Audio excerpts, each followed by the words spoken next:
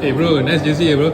Thank you. Jersey Argentina kan? Yeah, the anniversary Argentina 100 years. 100 years. Okay, tapi kenapa pakai nombor 20? Nombor 20 ni sebab saya fan Liverpool.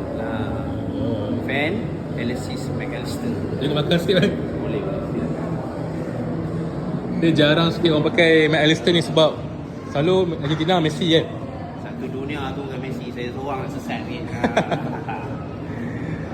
Lalu dia juga cousin pada Captain Perak. I see.